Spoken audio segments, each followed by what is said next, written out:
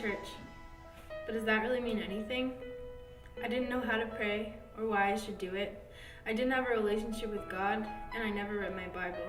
The sole purpose of me going to church was because my grandmother took me to Deluxe Fish and Chips every Sunday after church.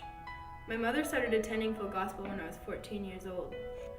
When she brought me here, I was hesitant. I did enjoy the music, and I loved the services, but it was a huge change from what I grew up hearing. I didn't really understand what was being taught until I went on the Dare to Live Winter Retreat in 2009. I learned about salvation and the Holy Spirit. I knew what Jesus did on the cross, but I never knew why. But it was finally made clear. He did it so that I could be free and not have to be beaten by sin, because he took my place on the cross. And as long as I surrender my life and heart to him, I would be set free from sin and the ways of the world. In 2009, on that same winter retreat, I gave my life to God. Nothing has been the same since, and I know you hear people saying, God changed my life and I'll never be the same. And I know what you're probably thinking. How can someone that you can't even see change your life? Well, for me, God changed my mind. As I learn more and more in my faith, I know what God likes to see and what he doesn't like to see. He wants me to be pure in heart and mind.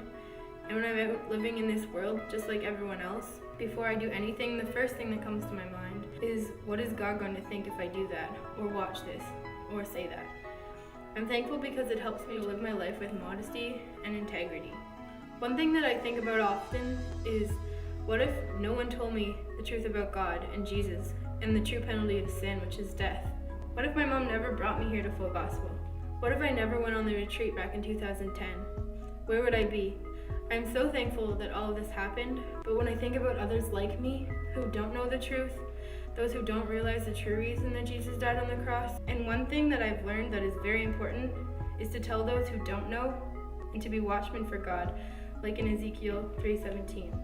Son of man, I made you a watchman for the family of Israel. Whenever you hear me say something, warn them for me. If you say to the wicked, you are going to die, and you don't sound the alarm, warning them that it's a matter of life or death, they will die, and it will be your fault. I'll hold you responsible. But if you warn the wicked, and they keep on sinning, they'll most certainly die for their sin, but you won't die. You'll have saved your life. I love this verse. I like to try to be that person for others, telling them what I believe and what I think, and they can do with it as they choose. As for me, for those of you who don't know, I'm going to Faith School of Theology.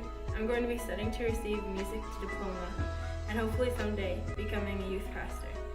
But I'm always open to what God has for me, and I'm excited to find out. Thank you for listening.